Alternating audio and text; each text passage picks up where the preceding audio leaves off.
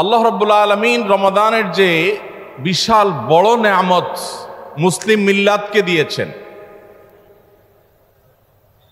এই রমাদানে শুধু ইবাদত বন্দেগী নয়, ইসলামের ইতিহাসের বড় বড়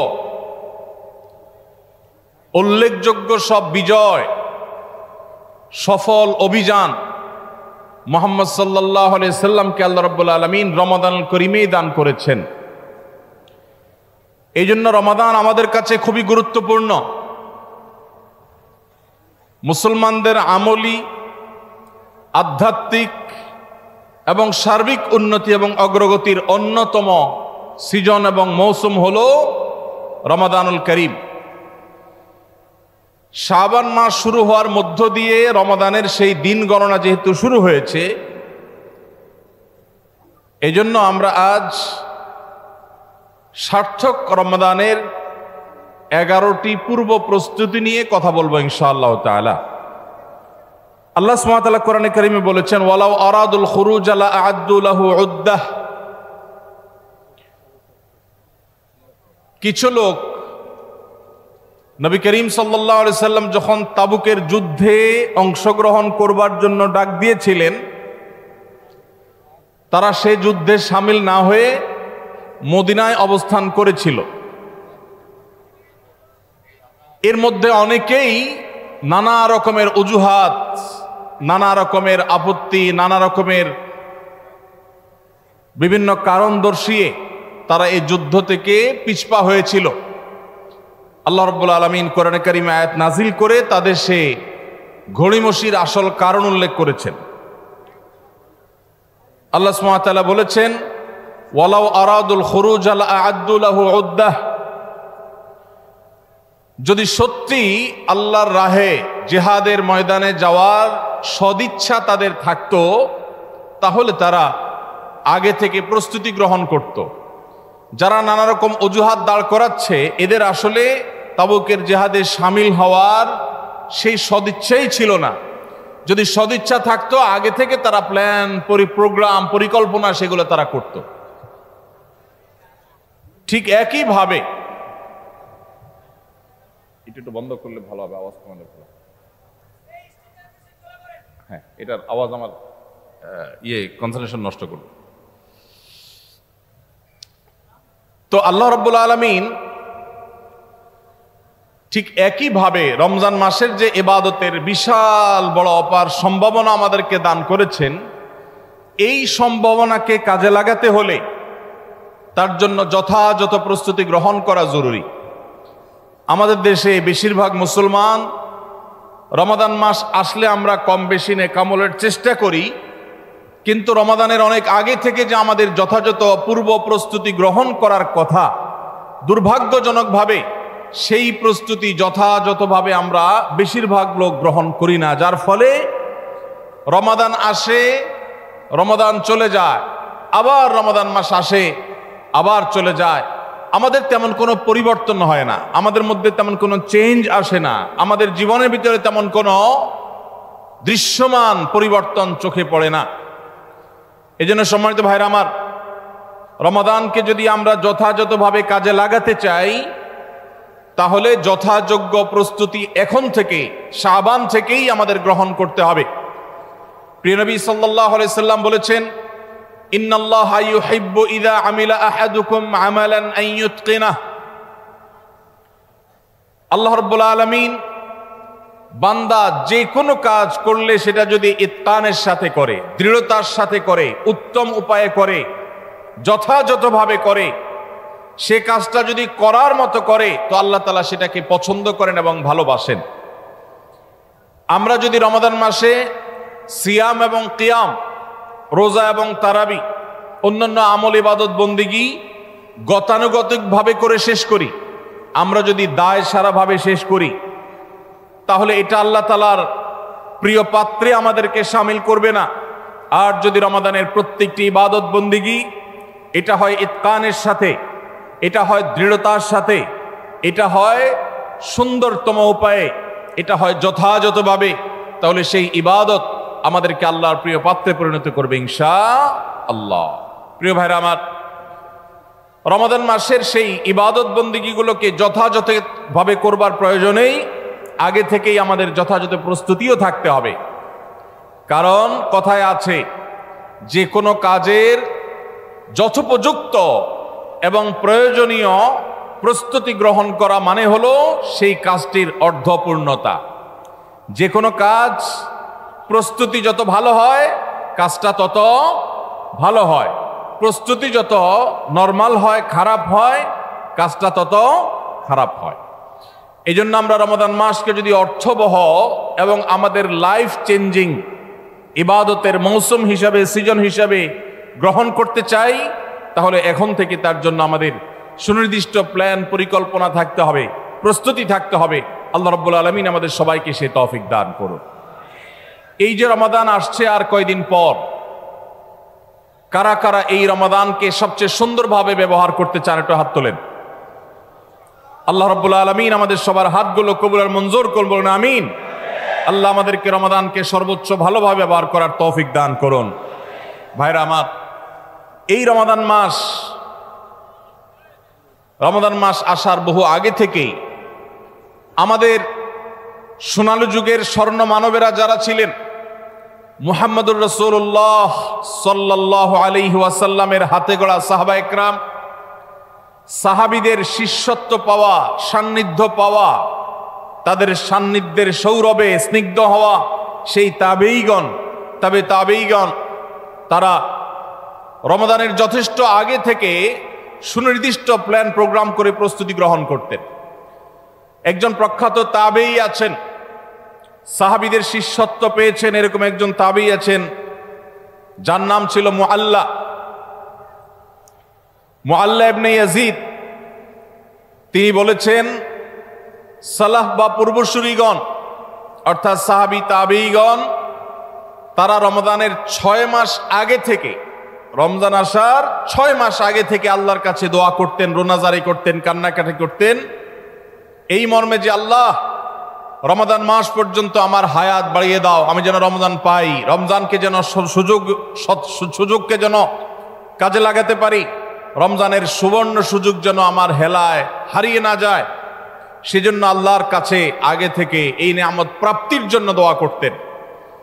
আর রমজানের পরে বাকি যে 6 মাস, এই 6 মাস তারা দোয়া করতেন, আল্লাহ রমজানে যে সমস্ত আমল ইবাদত, যে সমস্ত নেকামল বন্দিগি আপনি করার তৌফিক দিয়েছেন সেগুলো যেন আপনি মেহেরবানি করে কবুল এবং মঞ্জুর করেন, অ্যাকসেপ্ট করেন, আপনি যেন সেগুলোকে গ্রহণ করে নেন, সেজন্য 6 মাস তারা দোয়া করতেন। তাহলে দেখা গেল সালাফে সালেহিন তাদের কাছে রমাদান এত গুরুত্বপূর্ণ ছিল যে রমজানের আগের 6 মাস এবং পরের 6 মাস রমজান ভাবনায় তারা সব সময় ডুবন্ত ছিলেন, নিমজ্জিত ছিলেন, এর মধ্যেই তারা সব সময় মগ্ন থাকতেন। অথচ আমাদের শাবানের 10, 15, 20 দিন চলে গেলেও রমাদানের আবহ আমাদের অনেকের জীবনে, আমাদের অনেকের লাইফস্টাইলে, আমাদের অনেকের প্ল্যান পরিকল্পনার মধ্যে দেখা যায় না। এজন্য ভাইরা আমার, যথাযোগ্যভাবে রমজানকে যদি আমরা কাটাতে চাই, এর সঠিক ব্যবহার যদি করতে চাই, যেই প্রস্তুতিগুলো লাগবে 11টি প্রস্তুতি যেগুলো আমাদের রমজানকে সার্থক করতে পারে ইনশাআল্লাহ, তোর মধ্যে সর্বপ্রথম যে প্রস্তুতিটি দরকার সেটি হলো রমজান মাস শুরু হওয়ার আগে থেকেই, যথেষ্ট আগে থেকেই তওবা এবং ইস্তেগফার করতে হবে। কি করতে হবে ভাই? তওবা ইস্তেগফার কেন করবেন? তওবা ইস্তেগফার তো সারা বছরের রুটিন আমল। রমাদানকে কেন্দ্র করে রমজান মাসকে যদি আপনি সঠিকভাবে ব্যবহার করতে চান তাহলে কেন আপনাকে তওবা ইস্তেগফার করতে হবে? কারণ হলো তওবা এবং ইস্তেগফার এর মাধ্যমে আমরা আল্লাহর রহমতের উপযুক্ত হব। মক্কার মসজিদুল হারামের ইমাম শেখ আব্দুর রহমান আস-সুদাইস হাফিজাহুল্লাহ, তার কাছে সৌদি আরবের কিছু যুবকরা এসেছিলেন, এসে বললেন, শেখ প্রতি বছর রমজান আসলেই আমরা অনেক প্ল্যান প্রোগ্রাম করি, অনেক কোরআন খতম দেব, অনেক নেকামল করব, দোয়া রোনাজারি করব, দান সাদাকা করব, দুর্ভাগ্যজনকভাবে সেটা আমাদের আর রমজান মাসে করা হয় না। আফসোস করতে করতে রমজান মাস পার হয়ে যায়। আপনি আমাদেরকে পরামর্শ দিন, কেন আমাদের প্রতি বছর জীবনে রমজান আসে অথচ সেটা সঠিক ব্যবহার করতে পারি না। তখন শেখ সুদাইস তাদেরকে বলেছিলেন, রমাদান মাসে ইবাদত বন্দেগী করতে পারা এটা আল্লাহর নেয়ামত, এটা আল্লাহর অনুগ্রহ, এটা আল্লাহর রহমত। যে রমজান পেয়েও ইবাদত করতে পারলো না সে তো হতভাগা, কপাল পোড়া। এই হতভাগ্যের কাতারে সাধারণত সেই মানুষগুলোই পড়ে যারা আল্লাহর রহমতের উপযুক্ত না। আমরা নানাবিধ অপরাধে, নানাবিধ গুনাহ করে, নানাবিধ নাফরমানি করে আল্লাহর রহমতের উপযুক্ততা আমরা হারিয়ে ফেলেছি, যার কারণে রমজানের ইবাদতের তৌফিক হয় না। এই জন্য তিনি তাদেরকে নসিহা করেছিলেন যে আমি তোমাদেরকে উপদেশ দিচ্ছি, রমজান আসার আগে থেকেই আগের যে সমস্ত গুনাহ খাতা হয়েছে, যে সমস্ত নাফরমানি হয়েছে, আল্লাহর অবাধ্যতা হয়েছে, সেগুলোর জন্য চোখের পানি ফেলে রোনাজারি করে আল্লাহর কাছে ক্ষমা চাও। আল্লাহর কাছে ক্ষমা চেয়ে যদি আগের সবগুলোকে ভ্যানিশ করতে পারো তাহলে আল্লাহর কাছে রহমতের উপযুক্ত হবে। বিষয়টা অনেকটা হালখাতার মতো।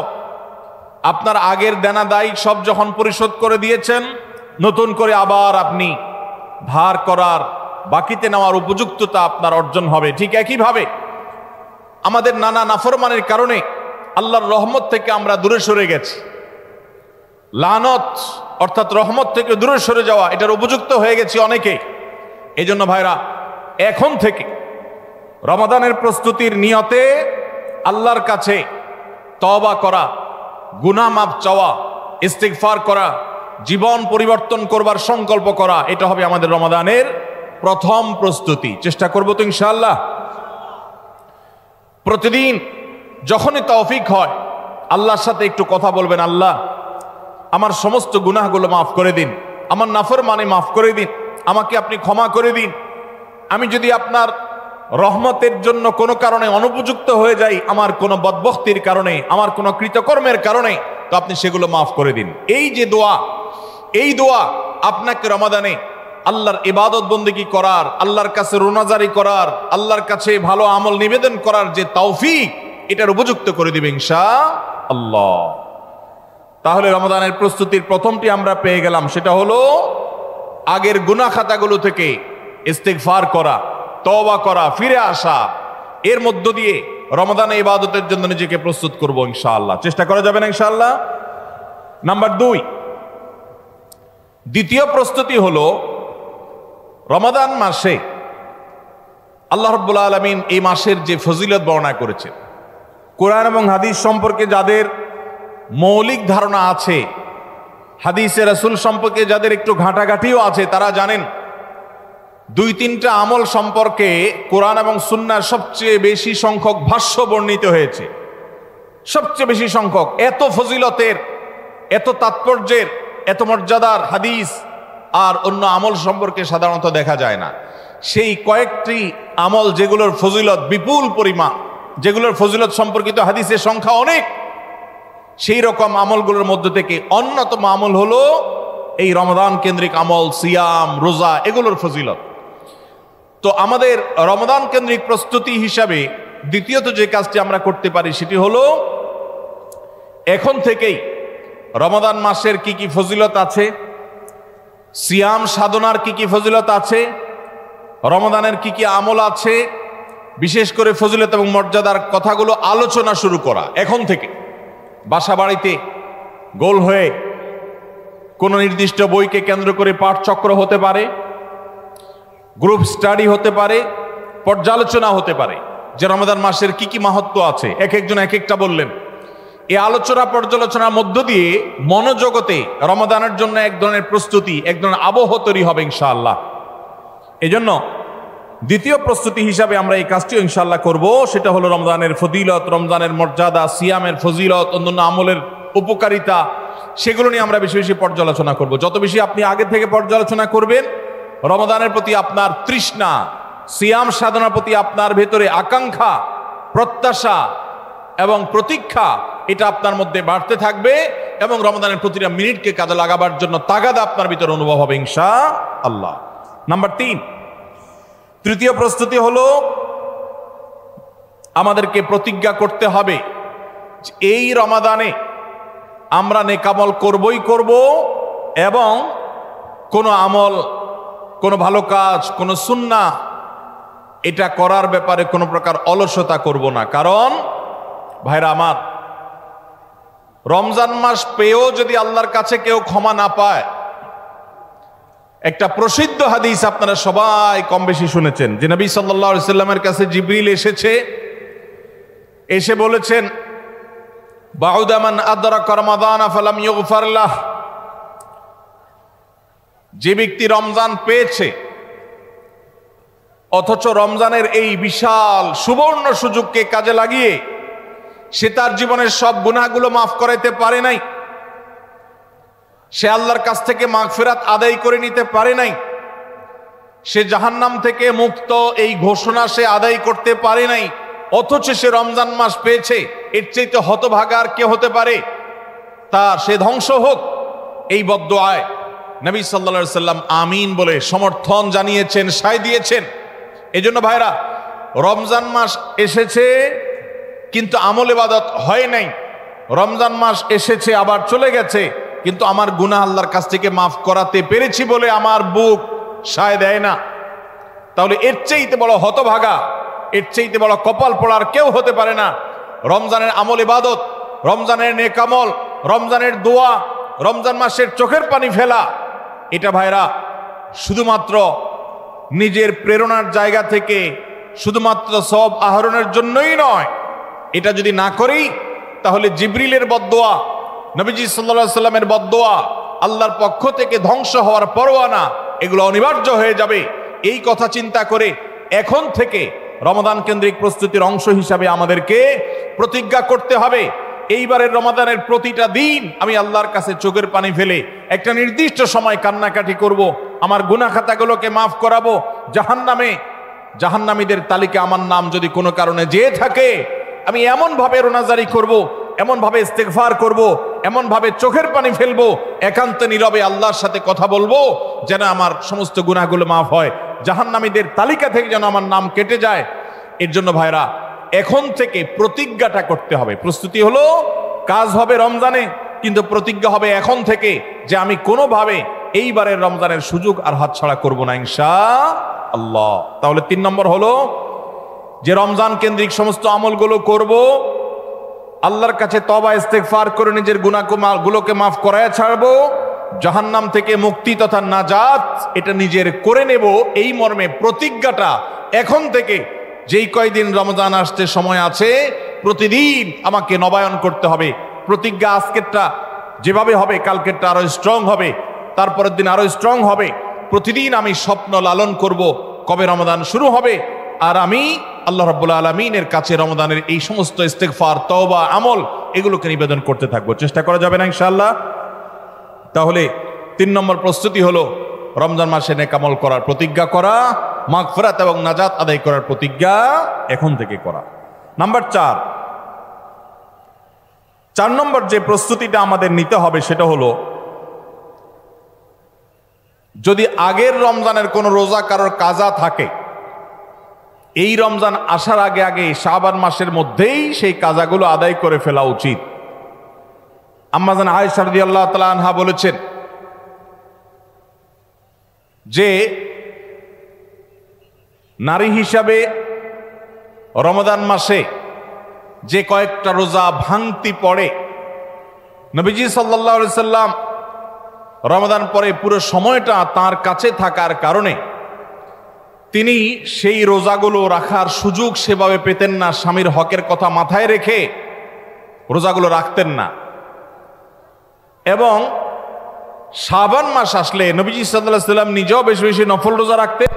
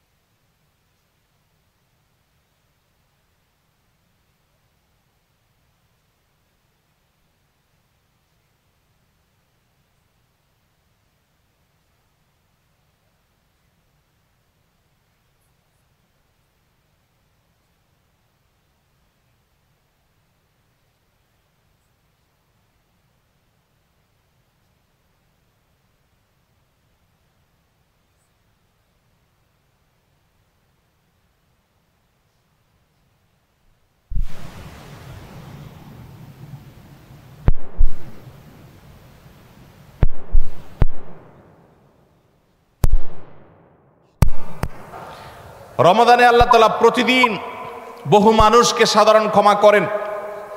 রমজান যখন কাছে আসে, শেষ দশক আসে, তখন সাধারণ ক্ষমার পরিমাণ বেড়ে যায়। আল্লাহ সুবহানাহু ওয়া তাআলা বলেছেন ওয়ালিল্লাহি উতা, নবী সাল্লাল্লাহু আলাইহি সাল্লাম বলেছেন ওয়ালিল্লাহি উতাকাউ মিনান নার ওয়া যালিকা ফি কুল্লি লাইলা। রমজানের প্রত্যেক রাতে বহু মানুষকে আল্লাহ তাআলা জাহান্নাম থেকে মুক্ত ঘোষণা দিয়ে দেন। অমুক জাহান্নাম থেকে মুক্ত, অমুকের ছেলে অমুক জাহান্নাম থেকে মুক্ত, অমুকের ছেলে অমুক, তার নাম জাহান্নামের তালিকা থেকে কাটা, জান্নাতের তালিকা চলে আসবে। অসংখ্য মানুষকে এভাবে এই সুযোগ আল্লাহ তাআলা দান করেন। যারা শিরকে লিপ্ত, সেটা যেই কোনো ধরনের শিরক হোক, কবরকে যারা সিজদা করে, মাজারকে যারা পুজো করে, জীবিত মৃত মানুষকে যারা সিজদা করে, কবরে যারা প্রার্থনা করে, সেখানে যারা সন্তান চায়, ব্যবসার উন্নতি চায়, যত প্রকার শিরক আছে কবর কেন্দ্রিক এগুলাতে লিপ্ত হয়, অথবা এর বাইরে আরো যত রকমের শিরক গোটা দুনিয়াতে আছে, কোন প্রকার শিরকে যখন মানুষ লিপ্ত হয়, তখন এই ব্যক্তি আল্লাহ তাআলার সাধারণ ক্ষমার উপযুক্ত আর থাকে না। এই জন্য ভাইরা, রমজানের প্রস্তুতির অংশ হিসাবে 5 নম্বরের যে প্রস্তুতি আমরা গ্রহণ করব সেটা হলো, আল্লাহ তাআলা যেহেতু রমজানে অনেককেই সাধারণ ক্ষমা করবেন, আমি যেন সেই সাধারণ ক্ষমা প্রাপ্ত সৌভাগ্য মানুষদের তালিকায় ঢুকতে পারি, সেজন্য আমার অন্তর থেকে হিংসাকে ধুয়ে মুছে সাফ করে ফেলতে হবে। কোনো মুসলমানের কল্যাণ দেখে আমার কষ্ট হবে না, কারোর ভালো দেখে আমার ভেতরে জ্বালা পড়া হবে না। পারলে তার জন্য আরো বেশি দোয়া করব। যে কারোর ভালো হোক আমি আরো ভালো চাইব, কারোর কোনো ক্ষতি আমি চাইব না। এই কল্যাণকামিতাই হলো দিন। আদ-দীনু আন-নাসীহা। কিলা লিমান ইয়া রাসূলুল্লাহ?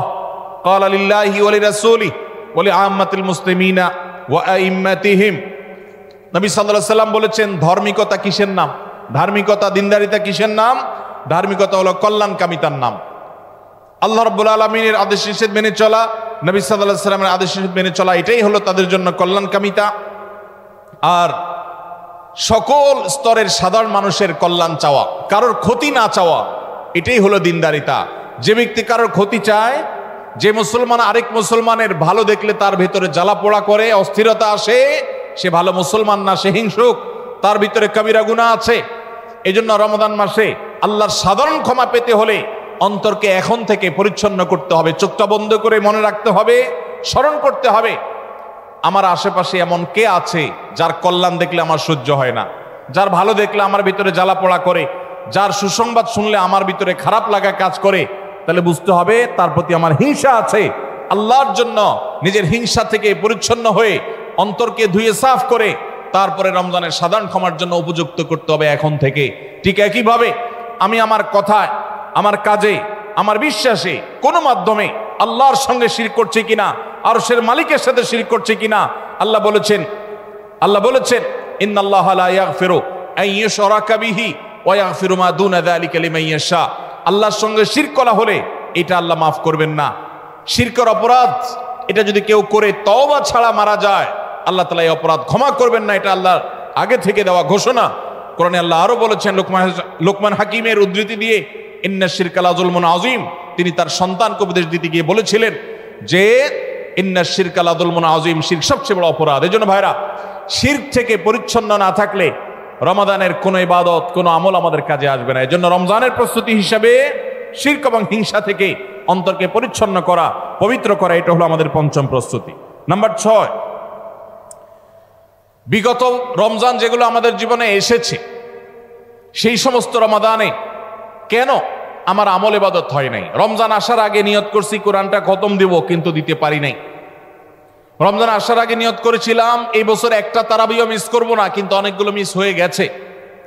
রমজান আসার আগে নিয়ত করেছিলাম এই বছর রমজান থেকেই ধূমপান করা ছেড়ে দিব, কিন্তু অনেকে ছাড়তে পারেন নাই।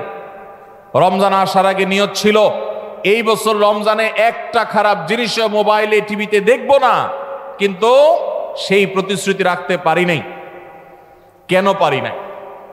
বিগত রমজানের সমস্ত আমল নামা নিয়ে বসতে হবে এখন থেকে, শাবান থেকে, আজকে থেকেই, যে আমার গত রমজানে আমল ইবাদতের ক্ষেত্রে প্রতিবন্ধকতা, বাধাগুলো কি কি ছিল, একটা একটা করে সম্ভব হলে লিখে ফেলবেন।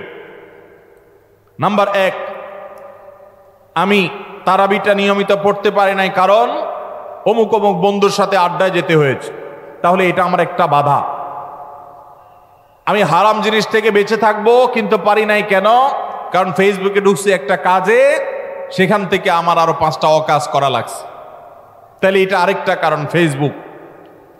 এইভাবে একটা একটা করে আপনি যদি কারণ লেখেন, লেখার পর আসন্ন রমাদানকে অর্থবহ এবং সার্থক করবার স্বার্থে এবং প্রয়োজনে সেই চিহ্নিত কারণগুলো একটা একটা ধরে হিম্মত করে সৎসাহস করে আল্লাহকে সন্তুষ্ট করবার আশায় ছুঁড়ে ফেলে দিতে হবে নিজের জীবন থেকে। এই সংকল্প এবং এই কাজটা যদি আপনি করতে পারেন, তাহলে ইনশাআল্লাহ আপনি দেখবেন আপনার এই রমজান আপনার জীবনের শ্রেষ্ঠ রমজান হয়েছে। ভাইরা আমার, নবী করিম সাল্লাল্লাহু আলাইহি সাল্লাম তাঁর জীবদ্দশায় কয়টা রমজান পেয়েছেন? মাত্র 8টা রমজান পেয়েছে। দ্বিতীয় হিজরিতে রমজানের রোজা ফরজ করা হয়েছে, দশম হিজরিতে আল্লাহ তাকে দুনিয়া থেকে নিয়ে গেছেন। মাত্র 8টা রমাদান তিনি পেয়েছেন নবী সাল্লাল্লাহু আলাইহি সাল্লাম। বহু সাহাবী আছেন তাদের জীবনে রমজান মাত্র পেয়েছেন একটা রমজান পেয়েছেন। এরপরে রমজান আসার আগে হয়তো জিহাদের ময়দানে গিয়ে শাহাদাত বরণ করেছেন। অনেক সাহাবী আছেন হয়তো 40, 45, 50 বছর বয়সে ইসলাম গ্রহণ করেছেন, এরপরে কয়েক বছরের মধ্যে দুনিয়া থেকে চলে গেছেন, রমজান পেয়েছেন অল্প কয়েকটা। আর আমরা জন্মসূত্রে মুসলমান হওয়ার সুবাদে এক একজন মানুষ 20টা, 30টা, 40টা, 50টা রমজান আমরা পেয়েছি। দুর্ভাগ্য আমাদের, সাহাবা একরাম মাত্র 2, 4, 5টা রমজান পেয়ে তাদের জীবনকে যেই পর্যায়ে নিয়ে গেছেন, আমরা বেশিরভাগ মানুষ জীবনে 30, 40, 50টা রমজান পেয়েও আমাদের জীবনকে সে পর্যায়ে নিতে পারি নাই। ভাইরা আমার, এই জন্যই আসন্ন রমাদানকে সঠিকভাবে ব্যবহার করবার জন্য আমাদের বিগত রমজানগুলোর সমস্ত সমস্যাগুলোকে চিহ্নিত করতে হবে। কি কি কারণে আমি এর আগের রমজানগুলো সঠিকভাবে কাজে লাগাতে পারিনি, ব্যবহার করতে পারিনি, সেগুলো একটা একটা করে দূর করতে হবে। যেমন সোশ্যাল মিডিয়া, ফেসবুক, ইউটিউবের আসক্তি, এটা আমার আগের বছরের রমাদানের যে ইবাদত, এটার ক্ষেত্রে প্রতিবন্ধকতা ছিল। তাহলে এই বছরের ইবাদতের প্রস্তুতির অংশ হিসাবে এই সোশ্যাল মিডিয়া, ফেসবুক আমার মোবাইল থেকে আনইনস্টল করে ফেলতে হবে। চেষ্টা করা যাবে না ইনশাআল্লাহ? ভাইরা আমার, যদি ফেসবুক আমার আমল ইবাদতের প্রতিবন্ধকতা তৈরি করে, তাহলে ফেসবুককে আল্লাহর জন্য কোরবানি করবেন রমজান মাস উপলক্ষে। কারা কারা প্রস্তুত আছেন হাত তোলেন। বুঝে শুনে হাত তুলছেন? বুঝে শুনে হাত তুলছেন? আল্লাহ এই হাতগুলোকে সবগুলোকে কবুল মঞ্জুর করুন। যুবক ভাইয়েরা, আপনারা ফেসবুক মোবাইল থেকে আনইনস্টল করার নিয়ত করছেন, এটার মানে কিন্তু আপনারা এক একজন আল্লাহর রাহে কোরবানি হওয়ার নিয়ত করছেন। প্রস্তুত আছেন তো ইনশাআল্লাহ? নিজেদের কোরবানি করার জন্য প্রস্তুত আছেন তো ইনশাআল্লাহ? আল্লাহ তাআলা আমাদেরকে তৌফিক দান করুন। ভাইরা আমার, রমাদানের 6 নম্বর প্রস্তুতির অংশ হিসাবে যে কাজটি করতে হবে বলছিলাম, সেটা হলো আমাদের সমস্যাগুলো কি কি হয়েছে সেগুলো চিহ্নিত করে সেগুলো দূর করতে হবে। আর 7 নম্বর প্রস্তুতির অংশ হিসাবে আমরা যেটি করব সেটা হলো রমাদান কেন্দ্রিক সমস্ত আহকাম এবং মাসাইল, বিধিবিধানগুলো আমাদের শিখে ফেলতে হবে। এটা রমজানের প্রস্তুতি। আমাদের দেশে অনেক মসজিদে ইমাম সাহেবরা তালিম করেন রোজা ভঙ্গের কারণ কি, রোজা মাকরুহ হওয়ার কারণ কি, রোজার জন্য ক্ষতিকর বিষয়গুলো কি কি, এগুলো রমজান মাসে বিভিন্ন নামাজের পরে তালিম করেন। এটা একটা ভালো চেষ্টা, কিন্তু এই কাজটা যদি আমরা শাবান মাস থেকে নিজস্ব উদ্যোগে করি সেটা হবে আরো ভালো চেষ্টা। কথা কি বুঝে আসছে ভাই? তাহলে রমজান আসার আগে থেকেই আমরা মাসাইলের তালিম, মাসাইলের শিক্ষা, জ্ঞান অর্জন, রমজানের বিধিবিধানগুলো আমরা জানার চেষ্টা করবো। এটা হবে পার্ট অফ প্রিপারেশন ফর রমাদান। রমজানের জন্য প্রস্তুতির অংশ হিসাবে আমাদের এখন থেকে রমজান এবং সিয়ামের মাসাইলগুলো জানতে হবে। আল্লাহ আমাদের সবাইকে আমলের তৌফিক দান করুন। 8 নম্বর হলো রমজানে যে আমলগুলো করবেন এখন থেকে সেগুলোর ওয়ার্ম আপ এবং রিহার্সেল শুরু করে দিবেন, প্রস্তুতি শুরু করে দিবেন, চর্চা শুরু করে দিবেন। কারণ মানুষ দাঁড়ানো অবস্থায় হঠাৎ করে জোরে দৌড় দিতে পারে না। একটা গাড়ি সেটা দাঁড়ানো অবস্থায় হঠাৎ করে 100, 150, 110, 20 গতিতে চলতে পারে না। প্রথম 10, 20 হয়, এরপরে 40, 60 হয়, এরপর আস্তে আস্তে 100 বা 110, 20 হয়।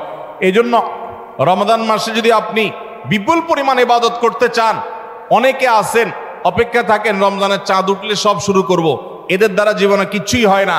যারা আসলেই রমজানে কিছু করতে চায় তারা এখন থেকে শুরু করবে। রমজানে আমরা রোজা রাখবো, নবী সাল্লাল্লাহু আলাইহি সাল্লাম শাবান থেকে নফল রোজা রাখার অভ্যাস শুরু করতেন। রমজানে আমরা দোয়া করব, এখন থেকে দোয়ার রিহার্সেল শুরু করা, প্রস্তুতি শুরু করা। যে কোনো গুরুত্বপূর্ণ কাজের আগে মহড়া শুরু হয়, তারপরে মূল কাজ শুরু হয়। এই জন্য শাবান মাস থেকে আমাদের প্রস্তুতি চলতে হবে। চেষ্টা করা যাবে না ইনশাআল্লাহ? তাহলে 8 নম্বরের প্রস্তুতি হলো, যেই আমলগুলো রমজানে করব সেগুলোর রিহার্সেল, সেগুলোর প্রস্তুতি, ওয়ার্ম আপ এখন থেকে শুরু হবে। নাম্বার 9, রমজান মাসের দিন এবং রাত যেভাবে কাটাবেন তার জন্য একটা প্ল্যান করে ফেলবেন। সুন্দর করে একটা স্কেডিউল করে ফেলবেন, রুটিন করে ফেলবেন যে আমি কোরআন তেলাওয়াতটা কোন সময় করব। দিনের কোন সময়টাতে আমি কোরআন তেলাওয়াতের জন্য টাইম বরাদ্দ রাখলে সেটা মিস হবে না। হতে পারে ঘুমানোর আগে, হতে পারে ফজরের পরে।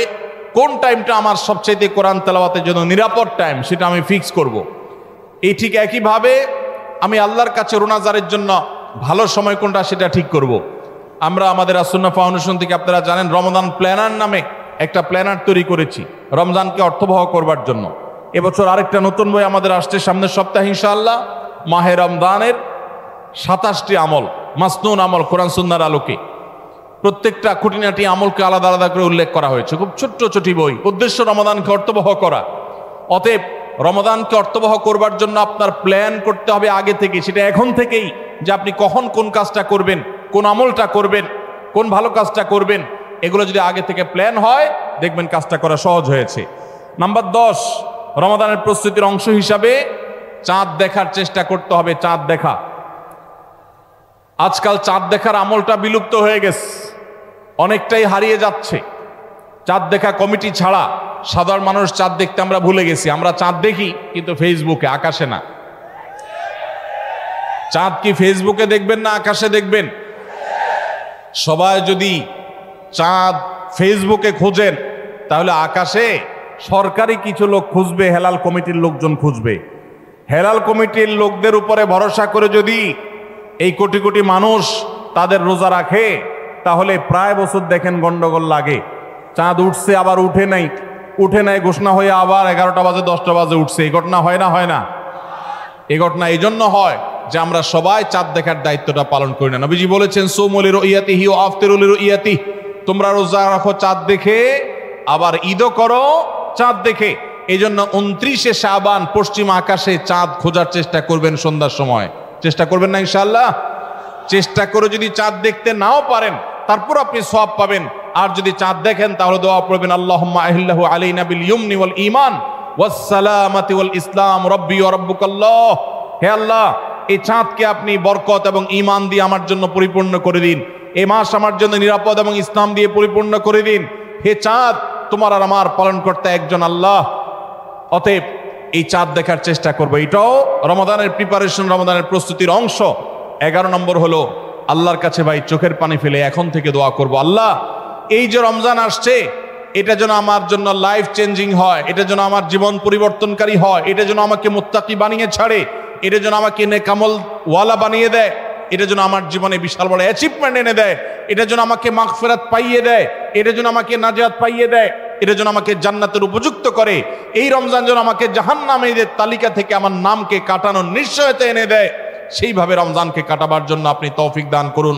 এখন থেকে আল্লাহর কাছে এই বরাদ্দ আদায় করতে হবে, চেয়ে নিতে হবে এবং সেটার জন্য দোয়া করতে হবে। এই দোয়াটা হলো একাদশ এবং সর্বশেষ প্রস্তুতি। চেষ্টা করা যাবে না ইনশাআল্লাহ?